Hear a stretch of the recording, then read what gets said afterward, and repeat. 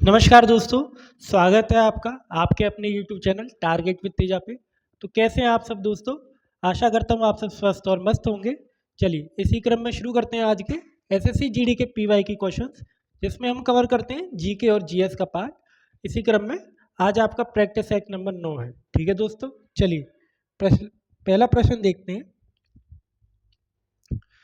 प्रश्न संख्या 1, भारतीय संविधान में उल्लिखित मौलिक कर्तव्य में से किसका उल्लंघन राष्ट्रीय ध्वज का अपमान माना जाता है? तो मौलिक कर्तव्य में से किस अनुच्छेद का माना जाता है कि वे अपने राष्ट्रीय ध्वज का अपमान है ना? प्रश्न ये है आपका। आइए अनुच्छेद के ऑप्शन देखते हैं। अनुच्छेद 51 ए का ए, अनुच्छेद 51 ए का सब क्लॉज डी, अनुच्छेद 51 ए का सब क्लॉज बी, अनुच्छेद 51 ए का सब क्लॉज सी। तो दोस्तों सही उत्तर कौन सा होगा इसका? अनुच्छेद 51 ए का सब क्लॉज ए। ठीक है, तो राष्ट्रीय ध्वज का अपमान करना ये क्या है? अपमान नहीं करना चाहिए। क्या करना चाहिए? हमें सम्मान करना चाहिए। और ये क्या है? हमारा एक मौलिक कर्तव्य भी है। ठीक है दोस्तों, चलिए मौलिक कर्तव्य के बारे में थोड़ी सी जानकारी ले लेते हैं।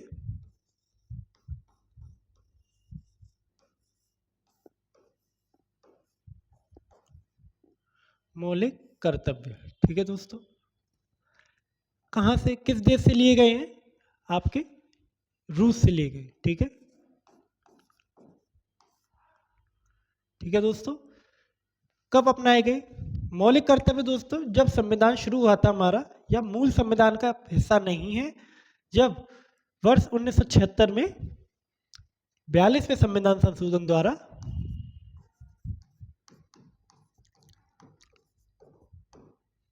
1976 में अपनाए गए। ठीक है, ठीक है दोस्तों, 42वें संविधान संशोधन में 1976 में ये अपनाए गए। ठीक है,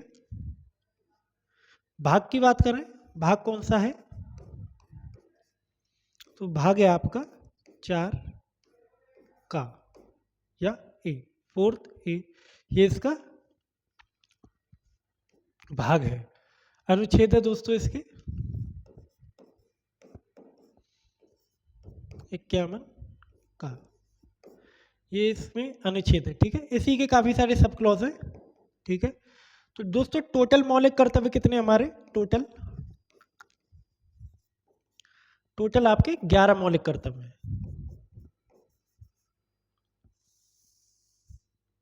ठीक है, चलिए अगला प्रश्न देखें। प्रश्न संख्या 2, अगस्त 2023 में महाराष्ट्र सरकार द्वारा स्थापित पहले उद्योग रत्न पुरस्कार से किसे सम्मानित किया गया है?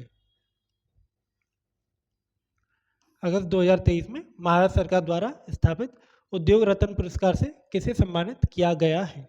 ऑप्शन क्या है दोस्तों? सावित्री जिंदल, रतन टाटा, आधार पूनावाला, या फिर आनंद महिंद्रा। तो दोस्तों सही उत्तर होगा इसका कौन सा? रतन टाटा। ऑप्शन नंबर 2 रतन टाटा, जिनका हाल ही में क्या हुआ है दोस्तों? हाल ही में इनके देहांत हो चुका है ना? भारत के क्या थे? सबसे बड़े उद्योगपति में से एक थे। ठीक है,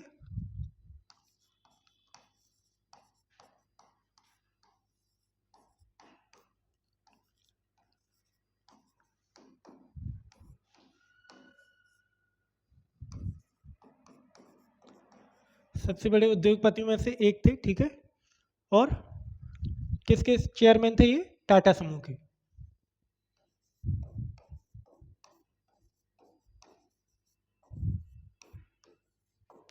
टाटा समूह के चेयरमैन।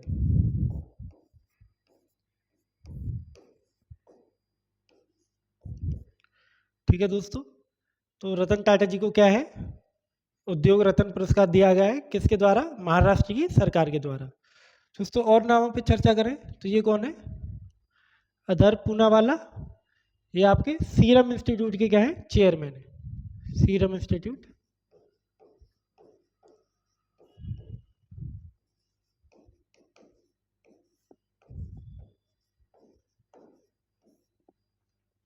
आनंद महिंद्रा आप जानते हैं, महिंद्रा ग्रुप के हैं, ठीक है।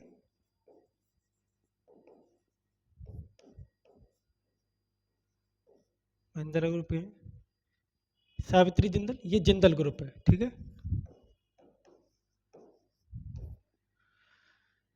चलिए दोस्तों, अगला प्रश्न।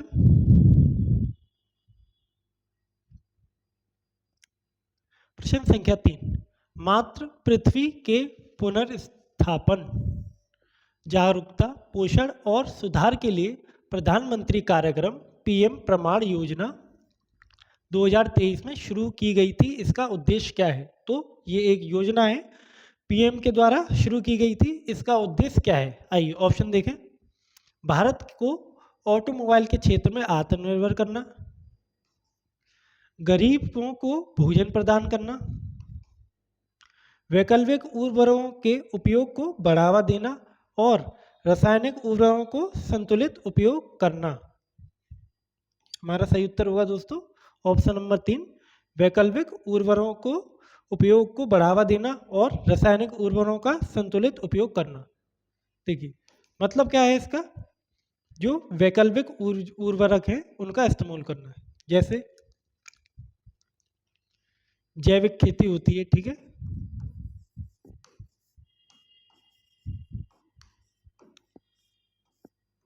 जैविक खेती जिसमें हम क्या करते हैं, खाद का यूज करते हैं। कौन सा खाद? जैविक खाद।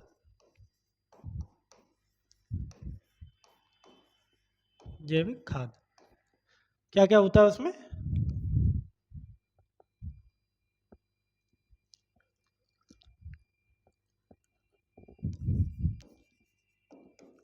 एनिमल और प्लांट वेस्ट, ठीक है। जो भी बचा हुआ होता है वेस्ट, जो होता है एनिमल और प्लांट का वेस्ट होता है, वो इसमें यूज किया जाता है, ठीक है। जैविक खाद के तौर पे यूज किया जाता है। और क्या है, रासायनिक उर्वरकों को संतुलित करना। जो हम रासायनिक उर्वरक यूज कर रहे हैं, जैसे टीडीपी हो गया, ये आपका रसायन है, ठीक है। और भी डीएपी जिसे कहते हैं, ठीक है, डीएपी हो गया। तो ये कैसे रसायन है? ये रासायनिक उर्वरक है, ठीक है दोस्तों। रासायनिक उर्वरकों से क्या होता है, ये जल्दी फल तो देते हैं, जल्दी उपज को बढ़िया तो करते हैं, लेकिन एक लंबे समय में ये दुष्प्रभाव अपना छोड़ जाते हैं, ठीक है। तो इससे क्या है, नई नई बीमारियां उत्पन्न होती हैं, स्वास्थ्य खराब होता है लोगों का, है ना। और जो हमारे जैविक खाद होती है, उससे क्या है, ये थोड़ा सा समय तो लेते हैं, लेकिन लंबे समय के लिए ये खतरनाक नहीं होते, ठीक है। इसलिए सरकार हमारी क्या करती है, इसको बढ़ावा देती है, जैविक खेती के लिए बढ़ावा दे रही है। और रासायनिक उर्वरक हैं उनको संतुलित यूज करना, मीन्स कम से कम उनका प्रयोग, ठीक है दोस्तों। चलिए अगला प्रश्न। प्रश्न संख्या 4, किस नदी के अब सूखे मार्ग के किनारे प्राचीन हड़प्पा शहर बसाया गया?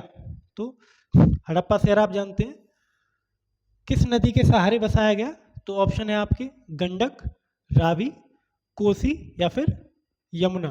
तो दोस्तों सही उत्तर होगा आपका ऑप्शन नंबर 2, रावी, ठीक है दोस्तों। हड़प्पा के बारे में जान लेते हैं, हड़प्पा और मोहनजोदड़ो के बारे में थोड़ी सी जानकारी ले लेते हैं, ठीक है।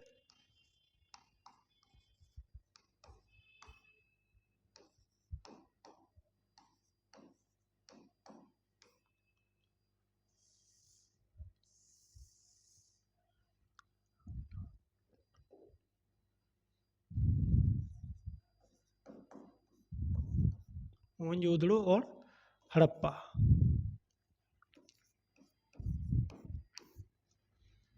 ठीक है दोस्तों।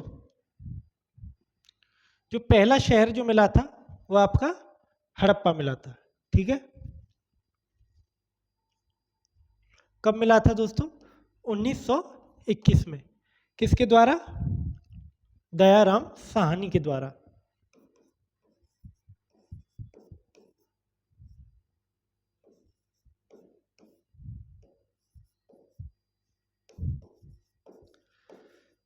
ठीक है।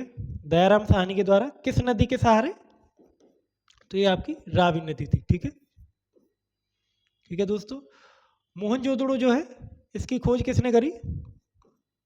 ये आपकी करी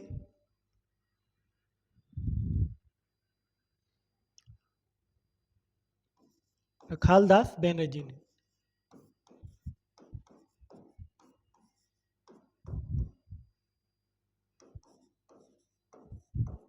ठीक है, किस वर्ष करी दोस्तों?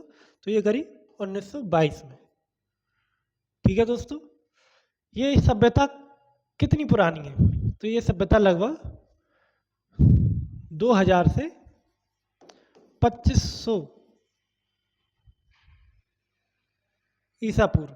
ठीक है, ईसा पूर्व, तो लगभग 2000 वर्ष से 2500 ईसा वर्ष पूर्व ये हमारी सभ्यता है। तो दोस्तों ये सभ्यता किस किस सभ्यता के समकालीन थी? तो ये आपकी मिस्र की सभ्यता के समकालीन थी।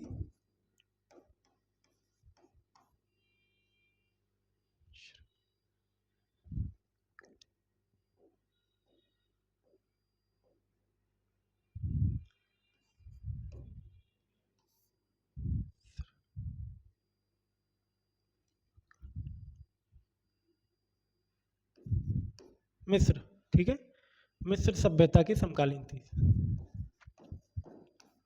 और मेसोपोटामिया,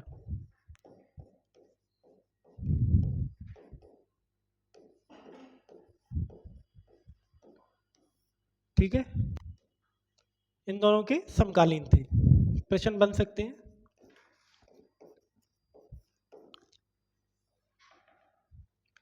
ठीक है दोस्तों, चलिए अगला प्रश्न देखें। दोस्तों विस्तार में इसके बारे में हम जानकारी लेंगे जब आपका क्लास शुरू करी जाएगी। ठीक है, आपकी प्राचीन भारत है ना, प्राचीन भारत का ये इतिहास होगा। ठीक है, चलिए प्रश्न संख्या 5, किसी विशेष समूह में रहने वाले सभी पुरुषों, महिलाओं और बच्चों समूह आवास में रहने वालों सहित के लिए गणना की गई औसत आय को किस शब्द से दर्शाया जाता है? ऑप्शन क्या है? प्रति व्यक्ति आय, प्रति 100 आय, जीडीपी या फिर पीआरसीएस। तो दोस्तों सही उत्तर क्या होगा इसका? ऑप्शन नंबर 1, प्रति व्यक्ति आय, पर कैपिटा इनकम।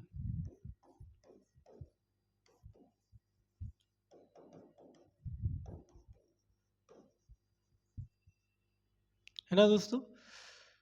तो किसी भी समूह में रहने वाले पुरुष, स्त्री, बच्चे, ठीक है, इन सबको मिला के जो इनकी आय आती है उसे क्या बोला जाता है? पर कैपिटा आय। ठीक है, पर कैपिटा आय या प्रति व्यक्ति आय। तो दोस्तों ये किस लिए महत्वपूर्ण है ना?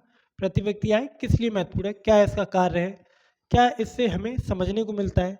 तो दोस्तों इससे हमें जीवन का स्तर जानने में मदद मिलती है। जितने भी व्यक्ति हैं उनके जीवन का क्या स्तर है। ठीक है, अगर प्रति व्यक्ति आय अधिक है, ठीक है, ज़्यादा है, तो वो ज़्यादा अच्छे से अपने जीवन का पालन कर सकते हैं, है ना। अगर उनकी प्रति व्यक्ति आय कम है तो वो क्या रहेंगे? गरीब रहेंगे और उन्हें बड़ी समस्या रहेगी अपने जीवन यापन के लिए। ठीक है, तो इसलिए प्रति व्यक्ति आय को निकाली जाती है ताकि एक अनुमान लगाया जा सके कि एक व्यक्ति कितना कमा रहा है। ठीक है दोस्तों, चलिए जीडीपी आप जानते हैं, ग्रॉस डोमेस्टिक प्रोडक्शन होता है। ठीक है, ग्रॉस डोमेस्टिक प्रोडक्शन।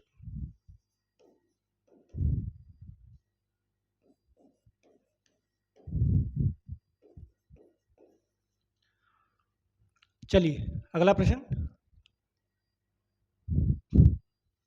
प्रश्न संख्या 6, कथक नृत्य को किस संयोजन के रूप में जाना जाता है?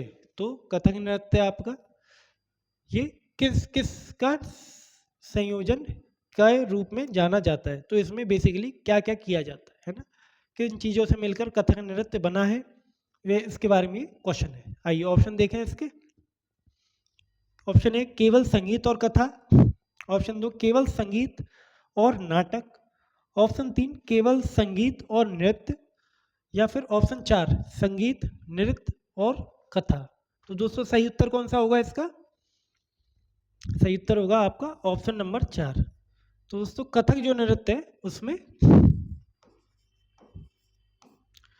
इन सभी चीज़ों का संगम होता है। उसमें संगीत भी होता है, साथ ही साथ नृत्य भी होता है और कथा के माध्यम से ये चीज़ें प्रस्तुत की जाती हैं। ठीक है, कथा उसमें दर्शाई जाती है। जैसा कि नाम से आपको पता चल रहा होगा, कथा से कथक, ये नाम इसका बना है। दोस्तों, कथक किस राज्य का शास्त्रीय नृत्य है? तो कौन से राज्य का है? यूपी का, है ना। उत्तर प्रदेश का शास्त्रीय नृत्य है। और दोस्तों, नृत्य देखें, आपका कुचिपुड़ी,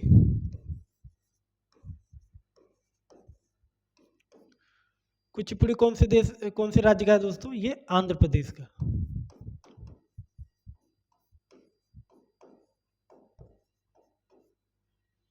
ठीक है, और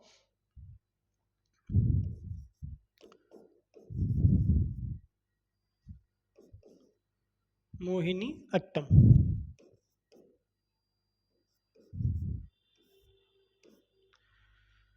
ये भी किसका है? ये भी दोस्तों आंध्र प्रदेश का है।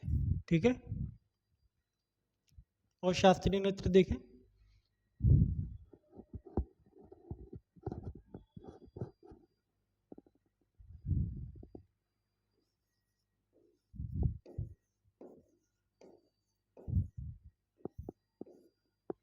कथकली, ये केरल का।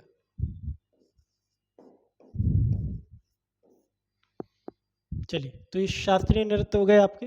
चलिए अगले प्रश्न पे देखते हैं। प्रश्न नंबर 7, पंडित रविशंकर को किस वाद्य यंत्र को बजाते थे? पंडित रविशंकर काफी चर्चित व्यक्ति हैं। ठीक है, तो ये किस वाद्य यंत्र को बजाते थे? ऑप्शन है आपका सरोज, गिटार, सितार या फिर तबला। तो दोस्तों, सही उत्तर क्या होगा यहाँ पे? सितार, ऑप्शन 3 सितार। पंडित रविशंकर क्या बजाते थे? सितार बजाते थे। ये बहुत चर्चित आदमी है ना। इन्होंने सितार को ना केवल भारतीय स्तर पे बल्कि सितार को विश्व स्तर पे क्या है? प्रख्यात किया है ना, और भारत का नाम विश्व स्तर पर ले गए। दोस्तों, इसी क्रम में इनको भारत रत्न पुरस्कार दिया गया। कब? 1999। ठीक है, इनको भारत रत्न पुरस्कार दिया गया। इनके जन्म कब से कब तक था दोस्तों? तो जन्म इनका था 1920 से 2012 तक। ठीक है, काफी लंबे समय तक ये जीवित रहे, है ना। और दोस्तों, भारत रत्न के अलावा और इन्हें कौन कौन से पुरस्कार मिल चुके हैं? तो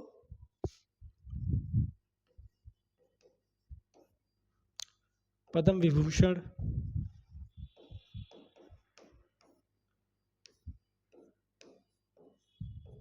पद्म भूषण, ठीक है, और पद्म श्री।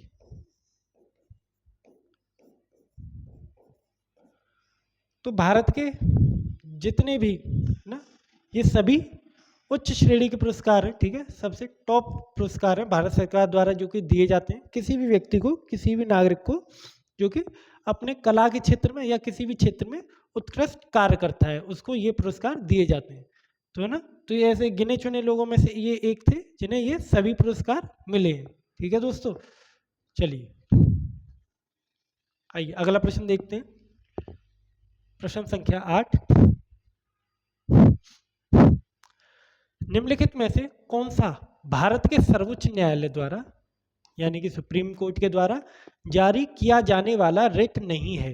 तो दोस्तों, भारत के सुप्रीम कोर्ट यानी कि सुप्रीम कोर्ट के द्वारा कौन सा इनमें से एक ऐसा रिट है जो कि सुप्रीम कोर्ट के द्वारा नहीं दिया जा सकता? तो वो हमें बताना है। चलिए ऑप्शन देखते हैं। सबसे पहले ऑप्शन 1 जज सोली, ऑप्शन 2 निषेध, ऑप्शन 3 बंदी प्रत्यक्षीकरण या ऑप्शन 4 अधिकार पृष्ठा। तो दोस्तों, सही उत्तर कौन सा होगा? निषेध भी रिट है, बंदी प्रत्यक्षीकरण भी रिट है, अधिकार परीक्षा भी रिट है। तो दोस्तों, सही उत्तर होगा आपका जज सोली। ठीक है, ये कोई रिट नहीं है और ना ही ये सुप्रीम कोर्ट के द्वारा दिया जाता है। ठीक है, तो ये कोई रिट नहीं है, लेकिन क्वेश्चन के अकॉर्डिंग सही उत्तर है हमारा ऑप्शन नंबर 1, जस्ट सोली। ठीक है दोस्तों। दोस्तों आइए समझते हैं रिट के बारे में। ठीक है, किस में आती है? आर्टिकल 32 में आती है, आर्टिकल 32 में। ठीक है, क्या बोला जाता है इसे? संवैधानिक उपचार।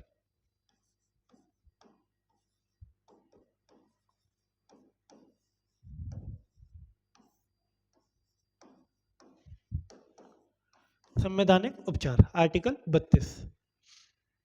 ठीक है,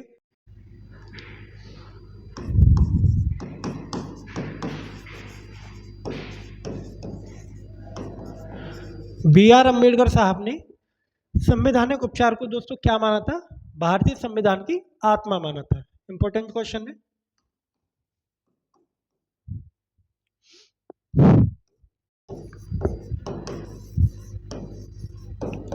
संविधान की आत्मा। ठीक है दोस्तों, आर्टिकल 32 को संविधान की आत्मा माना है और आर्टिकल 32 में आपकी रिट है। कौन कौन जारी कर सकता है रिट को? तो दोस्तों एक करेगा हमारा सुप्रीम कोर्ट, ठीक है, एक करेगा हाई कोर्ट। ठीक है दोस्तों, रिट कितने प्रकार की होती है? रिट हमारे पास दोस्तों 5 प्रकार की होती है। ठीक है, आइए सभी रिट को बारी बारी से समझेंगे कौन कौन सी रिट होती है। ठीक है, तो रिट पहली होगी आपकी हेबियस कॉर्पस।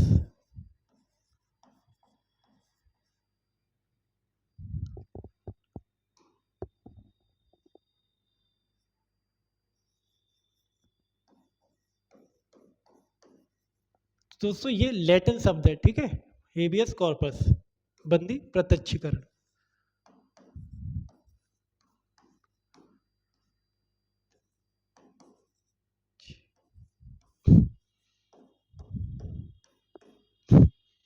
दूसरी कौन सी होगी दोस्तों?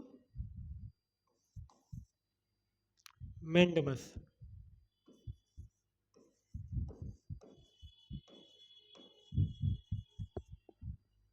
तीसरी कोवरंटो।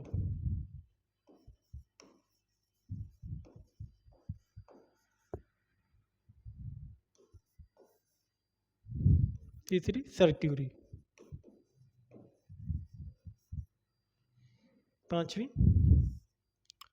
हेबियस कॉर्पस हो गया, मैंडमस हो गया, कोवरंटो हो गया, सर्ट्यूरी हो गई, और एक और होगी दोस्तों आपकी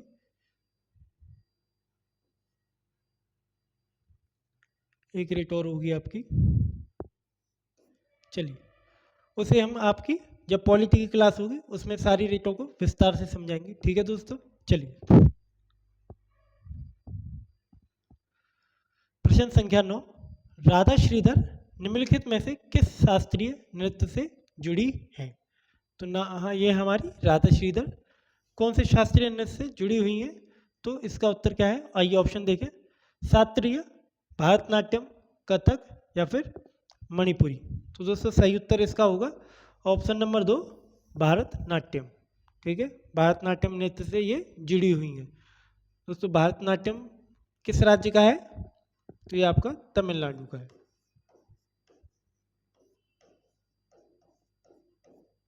ठीक है, कथक अभी हमने चर्चा करी थी इस पर, यूपी का है। ठीक है, मणिपुरी मणिपुर का है। ठीक है दोस्तों, ये सभी आपके क्या है?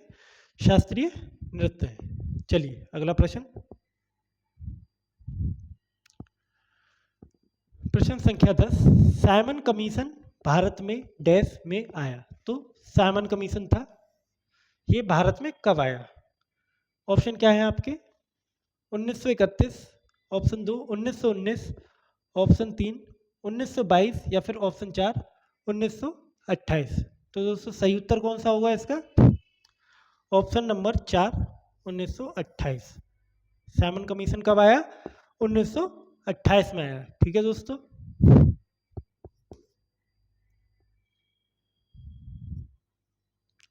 1919 में क्या है दोस्तों, आपका एक तो जलियांवाला बाग की घटना हुई थी,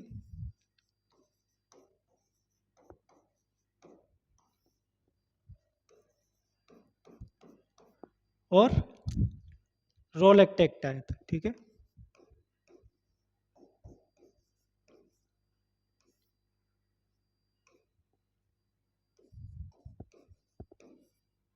ठीक है। 1931 में क्या हुआ दोस्तों, आपका दूसरा गोलमेज सम्मेलन हुआ, ठीक है।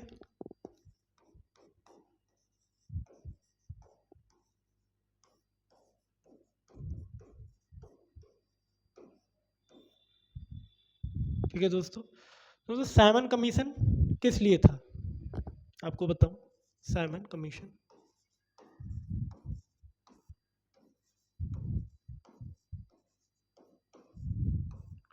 तो दोस्तों 2019 में, सॉरी 1919 में, ठीक है।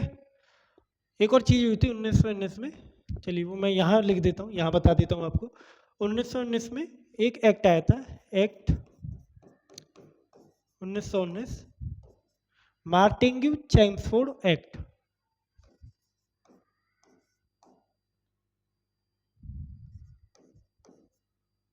मार्टिन चैम्सफोर्ड एक्ट, ठीक है। तो ये कौन थे, मार्टिन कौन थे आपके, ये आपके थे, आपके सचिव थे, ठीक है। भारत सचिव जिसे कहा जाता है, भारत सचिव थे। और चैम्सफोर्ड कौन थे, वायसराय थे।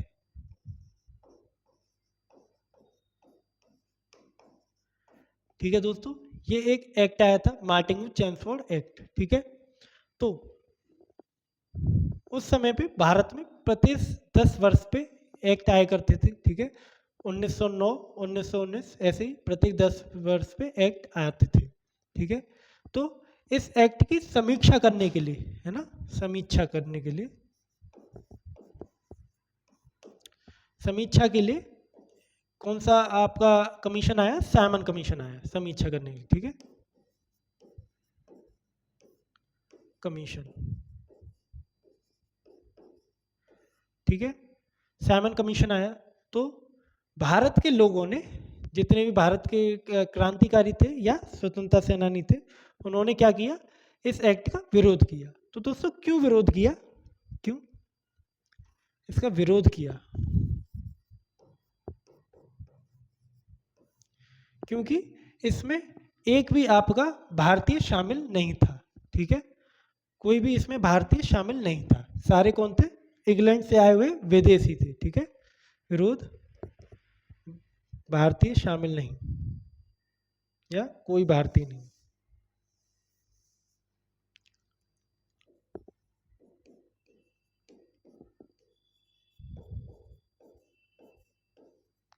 कोई भारतीय नहीं, ठीक है दोस्तों, इसमें कोई भारतीय नहीं था, इसीलिए इसका पुरजोर विरोध हुआ। क्योंकि अगर भारत की समस्या है तो उसे सबसे बेहतर कौन समझ पाएगा, भारतीय ही समझ पाएगा, है ना।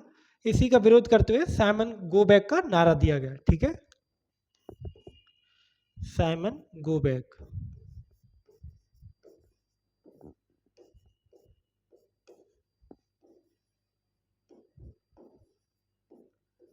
ठीक है। बहुत ही प्रसिद्ध नारा है ये आपका, साइमन गो बैक का, ठीक है।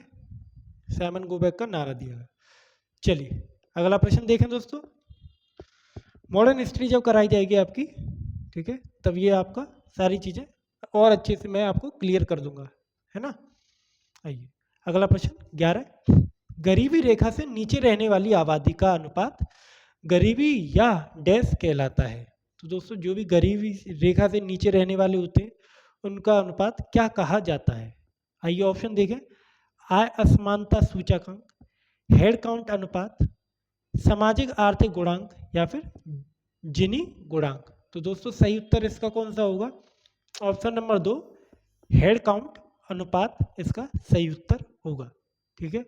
जो भी लोग गरीबी रेखा से नीचे रहते हैं उनको हेड काउंट अनुपात के द्वारा कहा जाता है। ठीक है दोस्तों।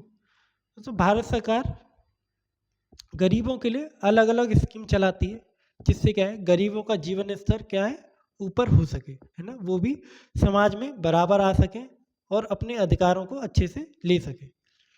ठीक है दोस्तों, चलिए अगला प्रश्न। निम्नलिखित में से कौन सा समुदाय गुरु पर्व मनाता है?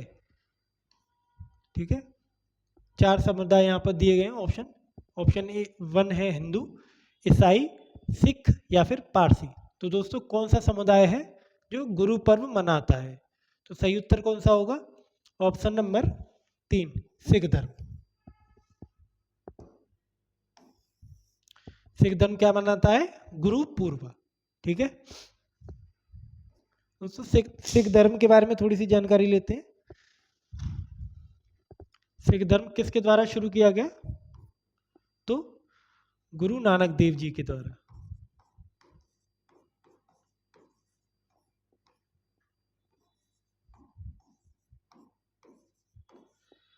ठीक है, हाल ही में दोस्तों इनकी जयंती निकली है। ठीक है, तो वो आप मुझे बताएंगे कौन से नंबर की जयंती इनकी निकली। ठीक है, कमेंट में आप लोग मुझे बताएंगे। गुरु नानक देव जी ने, ठीक है, स्थापना करी।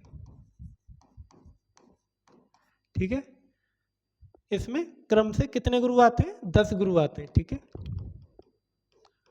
10 गुरु। तो पहले और आखिरी आमतौर पे इंपॉर्टेंट होते हैं, है ना, आप याद रखिएगा। आखिरी गुरु कौन थे? गुरु गोविंद सिंह।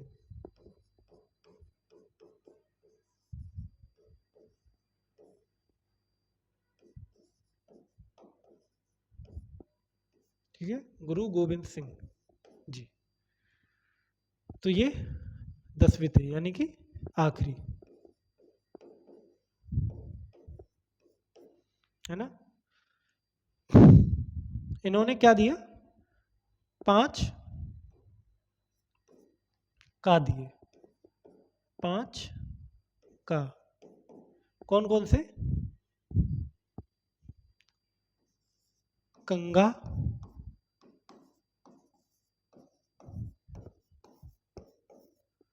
गंगा, केश, कृपाण,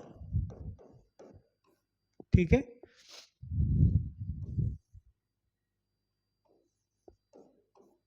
अच्छा, और क्या रहेगा दोस्तों? गंगा हो गया आपका, केश हो गए, कृपाण हो गई, और कड़ा।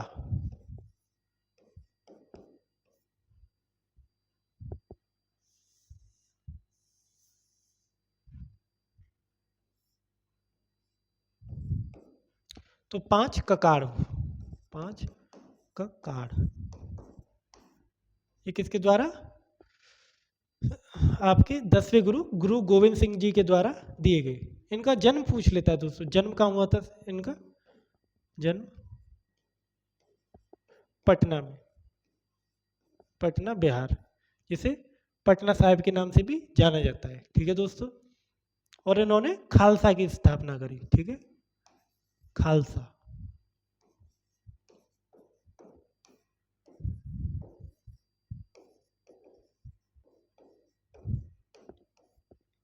ठीक है दोस्तों, एक प्रश्न ये भी बनता है कि गुरु नानक देव जी थे, ये किसके समकालीन थे?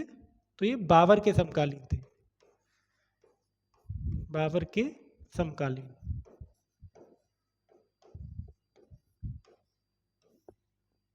ठीक है, अलग अलग प्रश्न इसमें से बन सकते हैं।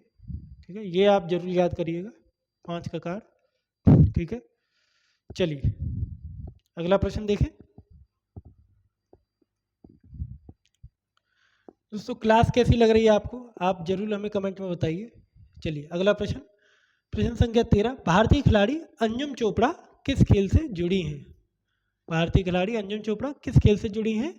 ऑप्शन क्या है आपके? लॉन टेनिस, क्रिकेट, बैडमिंटन या फिर फुटबॉल। तो अंजुम चोपड़ा किस खेल से जुड़े हैं? ये आपके क्रिकेट से जुड़े हैं। ठीक है, ऑप्शन 2 क्रिकेट। ठीक है दोस्तों, चलिए लॉन टेनिस की बात करें तो लॉन टेनिस में कौन सी महिला खिलाड़ी हैं आपकी? वो है सानिया मिर्जा।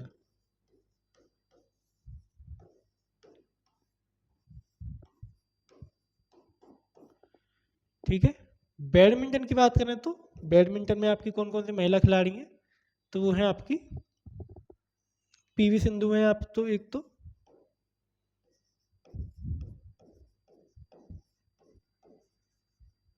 और साइना नेहवाल।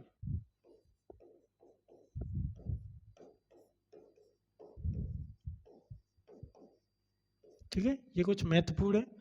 और क्रिकेट की बात करें तो क्रिकेट में और कौन कौन है? जैसे मिताली राज हो गई है ना,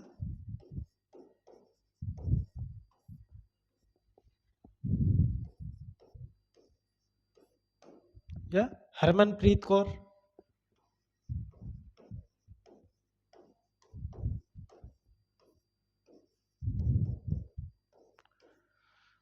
ठीक है दोस्तों।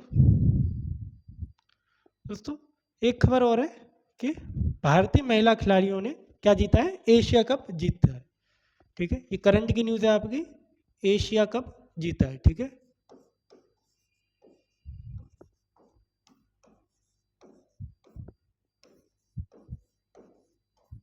ठीक है। चलिए अगला प्रश्न, प्रश्न संख्या 14। 2023 में किस मुख्यमंत्री ने पुराने मराठा कुड़वी को कुड़वी प्रमाण पत्र जारी करने की घोषणा की थी? ठीक है, तो किस मुख्यमंत्री ने पुराना मराठा कुड़वी को कुड़वी प्रमाण पत्र देने की घोषणा की थी? ऑप्शन देखें, पेमा खेड़ू, जगदीश मुखी, एकनाथ शिंदे, या फिर विश्वभूषण हरिश्चंद्र। ठीक है, तो सही उत्तर कौन सा होगा दोस्तों? Option number 3, Eknath Shinde. तो ये कहाँ के मुख्यमंत्री हैं दोस्तों आपके? ये हैं महाराष्ट्र के। ठीक है, महाराष्ट्र के कहाँ हैं मुख्यमंत्री हैं?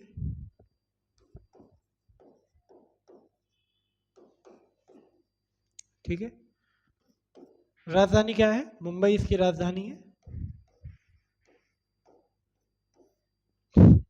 ठीक है, और दोस्तों कहाँ स्थित है महाराष्ट्र की स्थिति क्या है? ये आपकी दक्षिण पश्चिम,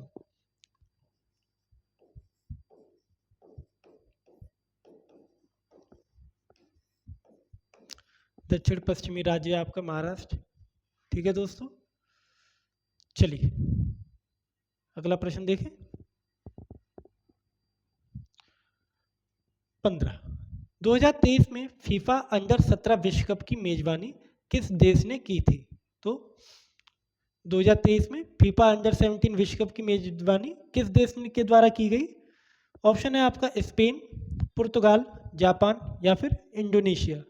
तो दोस्तों सही उत्तर होगा इसका ऑप्शन नंबर 4, इंडोनेशिया। किसके द्वारा की गई मेजबानी? इंडोनेशिया के द्वारा की गई। इंडोनेशिया क्या है दोस्तों? ये आपका द्वीपों का समूह है इंडोनेशिया। इसमें सबसे ज्यादा द्वीप है, सबसे ज्यादा द्वीप। ठीक है, राजधानी क्या है इंडोनेशिया की? जकार्ता।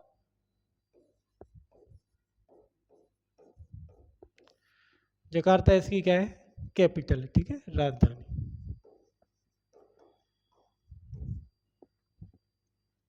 और दोस्तों ठीक है, फीफा अंडर 17 विश्व कप की बात करें तो फीफा क्या है? फुटबॉल का फेडरेशन है। ठीक है, फुटबॉल का फेडरेशन है जो कि विश्व कप कराता है हर 4 साल में। ठीक है, प्रत्येक 4 साल में विश्व कप कराता है। ठीक है दोस्तों, चलिए अगला प्रश्न देखें। दोस्तों इंडोनेशिया कहाँ पे है, इसकी स्थिति थोड़ी सी जाने तो ये आपका दक्षिण पूर्व एशिया का भाग है। कहाँ का? दक्षिण पूर्व एशिया।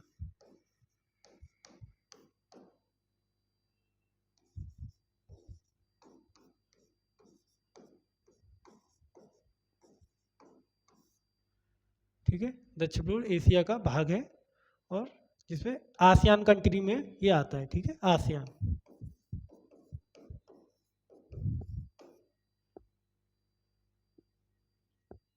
चलिए अगला प्रश्न, प्रश्न संख्या 16, रुक्मणी देवी को डैश के सबसे प्रतिष्ठित कलाकारों में से एक माना जाता है। तो आपकी रुक्मणी देवी जी हैं, इनको सबसे प्रतिष्ठित कलाकारों में से एक माना जाता है। किसमें? एक ऑप्शन क्या है, भारतनाट्यम, कथकली, मोहिनी अट्टम या फिर भारत भूरताल नृत्य।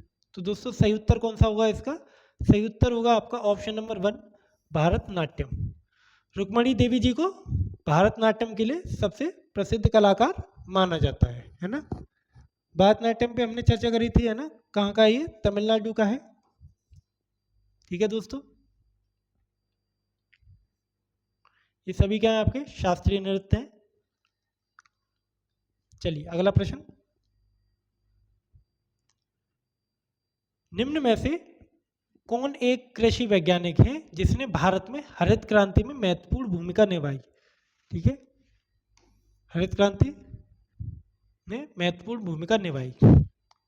ऑप्शन क्या है? सी सुब्रमण्यम, ऑप्शन 2 मेकाम्बू संपाशिवन स्वामीनाथन, ऑप्शन 3 विक्रम साराभाई या फिर ऑप्शन 4 वर्गीज कुरियन। तो दोस्तों सही उत्तर कौन सा होगा? क्या आप पहचान पा रहे हैं?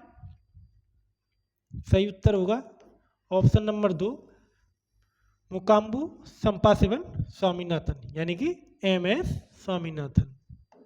ठीक है, अभी तक दोस्तों आपने इनकी शॉर्ट फॉर्म ही देखी होगी। ठीक है, यहाँ पे लॉन्ग फॉर्म भी है, मुकाम्बू संपाशिवन स्वामीनाथन इनका पूरा नाम है ना।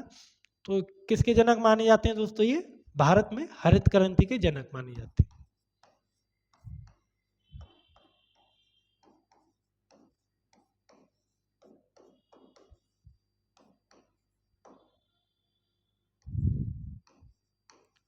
भारत में हरित क्रांति का जनक इनको माना जाता है, MS स्वामीनाथन को।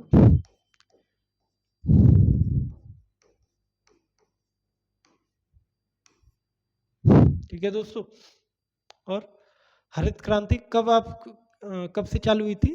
तो ये आपकी हुई थी 1960 के दशक में। ठीक है, पंचवर्षीय योजना कौन सी थी हमारी? तो ये आपकी तीसरी पंचवर्षीय योजना के बाद।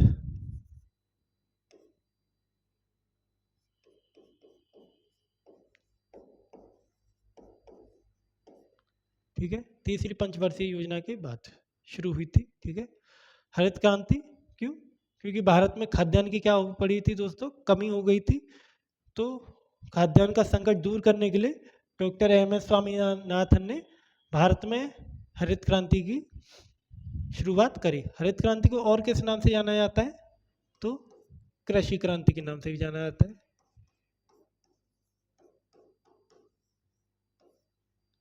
या खाद्यान्न क्रांति।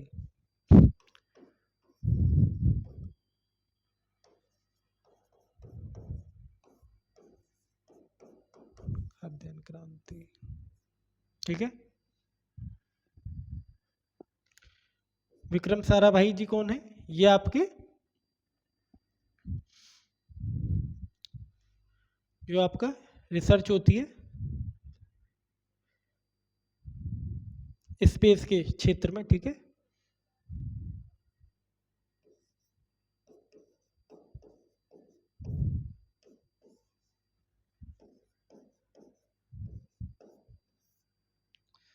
स्पेस की जो रिसर्च होती है, तो ये विक्रम साराभाई जी उस क्षेत्र से रिलेटेड है। नेक्स्ट है आपके वर्गीज कुरियन। इनको क्या माना जाता है दोस्तों? इनको दुग्ध क्रांति या फिर व्हाइट रेवोल्यूशन हम कहते हैं।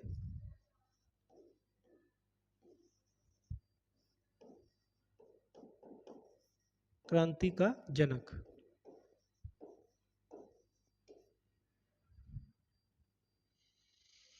ठीक है दोस्तों, दुग्ध क्रांति का जनक इनको माना जाता है, वर्गीज कुरियन को। चलिए अगला प्रश्न देखें, प्रश्न संख्या 18, गैस का सीधे ठोस में परिवर्तित होना बिना द्रव्य में बदले क्या कहा जाता है? गैस का सीधे ठोस में परिवर्तित होना बिना द्रव्य में बदले क्या कहा जाता है? देखिए, जैसे हमारे पास आप जानते हैं 3 अवस्थाएं होती हैं, ठोस, तरल और गैस।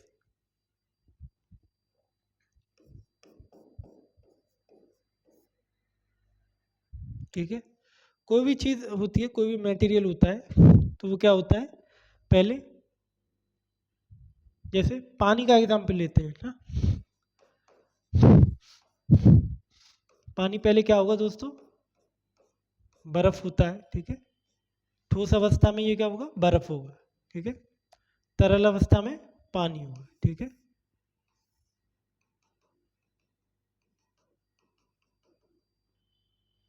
ठीक है, और ये भाप की अवस्था होगी।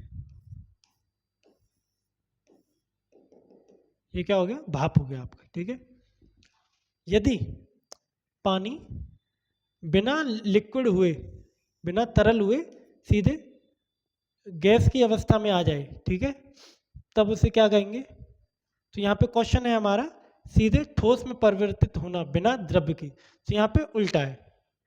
कोई भी, जैसे ये हमारा अगर गैस की स्टेट में है तो सीधे क्या हो जाए दोस्तों, ये ठोस हो जाए। होना कैसे चाहिए, ऐसे, लेकिन ये क्या हो रहा है, बिना तरल हुए सीधे ठोस हो रहा है। तो उस प्रतिक्रिया को क्या कहेंगे, प्रक्रिया को क्या कहेंगे? वाष्पीकरण, निक्षेपण, वाष्पीभवन या ऊर्ध्वपातन। तो उस प्रतिक्रिया को क्या कहेंगे दोस्तों, प्रक्रिया को निक्षेपण। ऑप्शन नंबर 2 निक्षेपण से कहा जाएगा। ठीक है, ठीक है दोस्तों, चलिए, डायग्राम से अच्छा समझ में आया होगा आपको, है ना। चलिए, अगला प्रश्न, प्रश्न संख्या 19, एक फुटबॉल मैच में 2 टीमों द्वारा खेला जाता है। ठीक है, फुटबॉल में 2 टीमों द्वारा खेला जाता है, जिनमें प्रत्येक में अधिकतम डैश होते हैं। तो यहाँ पे पूछ रहा है आपसे कितने खिलाड़ी होते हैं। ठीक है, आइए, ऑप्शन क्या है, 11 खिलाड़ी, ऑप्शन 2 10 खिलाड़ी, 5 खिलाड़ी, या फिर दोस्तों 7 खिलाड़ी। तो कितने खिलाड़ी होते हैं, 11 खिलाड़ी होते हैं। ऑप्शन नंबर 1 आपका सही है, 11 खिलाड़ी होते हैं, है ना। तो दोस्तों, फुटबॉल के बारे में मैच आप जानते हैं, एक ग्राउंड होता है ना, रेक्टेंगुलर या आयत, एक ग्राउंड होता है आयत ग्राउंड। ठीक है, आयत की शेप का। ठीक है, ये ग्राउंड हो गया आपका, जिसमें एक यहाँ पर होगा गोल, एक गोल पोस्ट यहाँ पे होगा। ठीक है दोस्तों, जैसे प्रत्येक 11 खिलाड़ी होते हैं, एक क्या करेगा, क्षेत्र रक्षण करेगा, मतलब गोल की रक्षा करेगा, गोल होने से बचाएगा। और बाकी के जो 10 खिलाड़ी हैं वो क्या करेंगे, आपका आपस में बॉल के साथ खेलेंगे, एक दूसरे के पाले में बॉल डालने का प्रयास करेंगे। ठीक है, बाकी के खिलाड़ी, तो 11 खिलाड़ी होते हैं। ठीक है दोस्तों, फुटबॉल में। चलिए, अगला और आखिरी प्रश्न देखें, प्रश्न संख्या 20, 2011 की जनगणना के अनुसार निम्नलिखित में से किस राज्य में लिंग अनुपात सबसे कम है? तो कब की पूछ रहा है दोस्तों, 2011 की जनगणना के अनुसार कौन से राज्य में लिंग अनुपात सबसे कम है?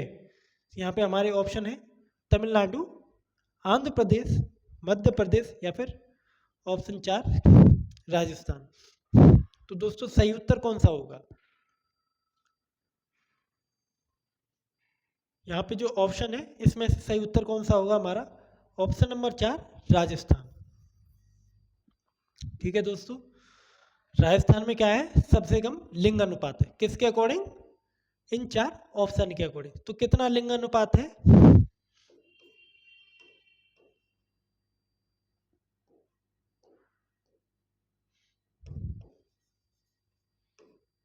928। दोस्तों, लिंग अनुपात को मैं आपको बताऊं क्या होता है। लिंग अनुपात,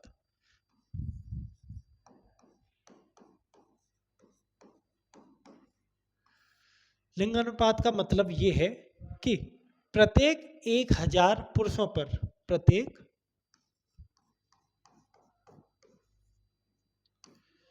1000 पुरुषों पर कितनी महिलाएं हैं? ठीक है, कितनी महिलाएं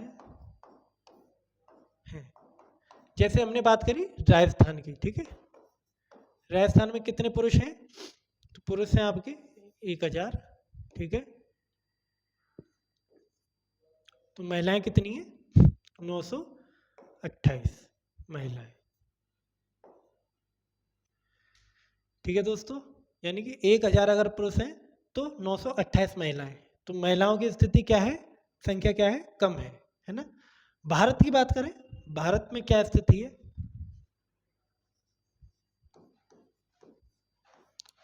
तो भारत में स्थिति है दोस्तों, प्रत्येक 1000 पुरुष पे कितनी महिलाएं? 943 महिलाएं। यानी कि ये आपके हो गए पुरुष,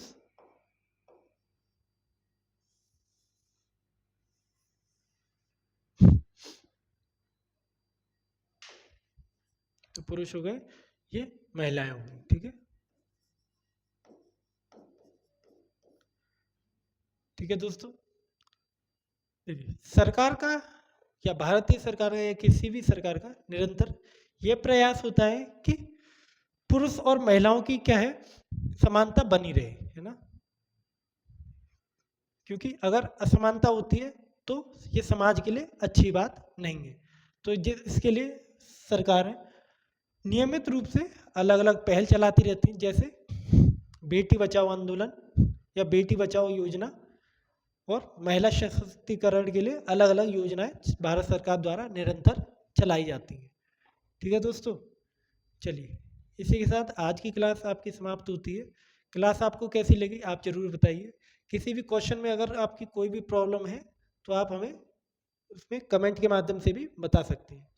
ठीक है दोस्तों, चलिए आप हमें फॉलो कर सकते हैं हमारे target with Teja YouTube channel पे, यहाँ से स्कैन करके, ठीक है, जिसमें हम आपकी SSC, CGL, CHSL, CPU, MTS, UP police और अन्य गवर्नमेंट एग्जाम की क्या करेंगे, तैयारी कराते हैं। आप फॉलो कीजिए हमें फेसबुक, इंस्टाग्राम, है ना, आप हमसे जुड़ सकते हैं टेलीग्राम पे, हमारे चैनल पे टारगेट विद तेजा पे, और व्हाट्सएप पे भी आप हमसे कोई भी क्वेरी कर सकते हैं। ठीक है दोस्तों, इसी के साथ मैं विदा लेता हूँ, धन्यवाद।